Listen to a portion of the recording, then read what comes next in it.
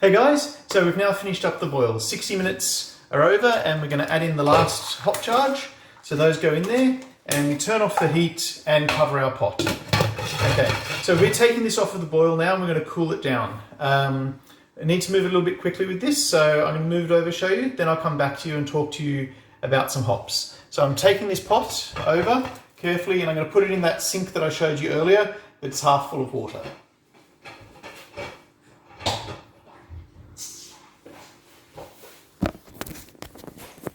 Okay, so you'll notice that when I put the pot in, that water level's risen up because it's being displaced by the pot, and this is now providing cold water all the way around the pot to help cool the wort down. So one of the things you will have noticed is that we added hops at 3 different stages in the boil, at 20 minutes, 10 minutes, and then at the end. So the hop flavours and aromas are essential oils that are held in those hop pellets, and they vaporise and will evaporate off quite easily.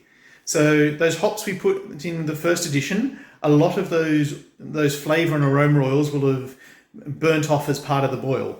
So it'll have just left bitterness behind, which is great because bitterness is one of the things we want in beer. Then that second one we added just 10 minutes before the end. So most of the aroma hops will have evaporated off because they evaporate much more they vaporise much more easily than some of the other oils. And then the last one we added at 0 minutes, because we're chilling it down quickly, we're going to hang on to both the aroma and the flavour oils. So the reason we do those different compounds is that we can pull out the amount of bitterness, the amount of flavour and the amount of aroma that we want in the finished beer. So basically what we're going to do now is we're going to leave this to stand in the cold water for maybe 15 minutes or so.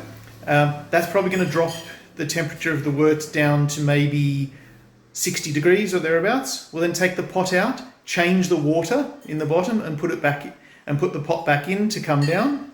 Then we'll do it a third time, but then we'll also add some ice around the outside. So I'm going to leave this. I'll let you do the first change of water, so after about 20 minutes.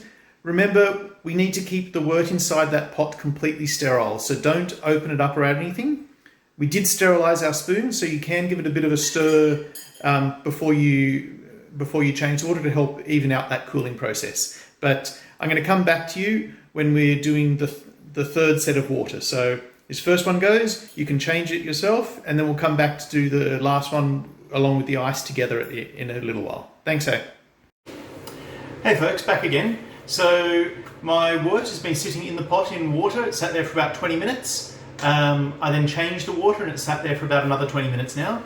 I sterilised my thermometer and just took a reading just to see how it's going, and we're down at about 40 degrees, which is absolutely perfect for where we expect these first 2 baths to get it down to.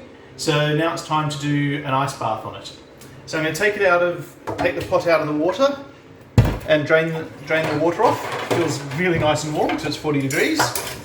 And as soon as that gets out, we're going to start by putting some ice in the bottom of the sink, then the pot. So there you go, sink's empty. So I'm going to start by putting 1 tray of ice on the bottom of the sink because some of the heat some of the cooling can come up through the bottom of the pan then. We're going to sit the pan back in the sink on top of that ice. It will move around a bit, just be careful not to spill. Okay. And then pack some more ice around the sides of the pot. Just remember, we need to keep this sterile, so make sure that you don't get any water or ice onto the top of the pot going in, down around the lid, because this water that's been icing up in your freezer is probably not completely sanitary. There'll be small germs in there that have been suspended in the ice, and then when they dissolve in the wort, it'll become potentially an infection point. So now we're putting water in. Again, be very careful not to get it into the pot. We just want it to go around the edges. And we're going to fill this up till it gets to halfway. What I want you to do while this is cooling down this time, because this is going to sit for maybe another half hour, is you also need your funnel. So we can start sterilising this now.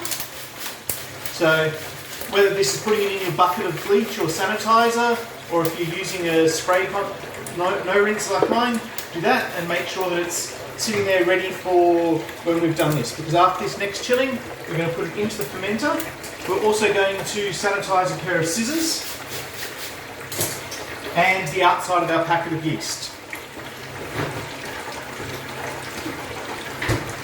So spray off the outside of your yeast as well.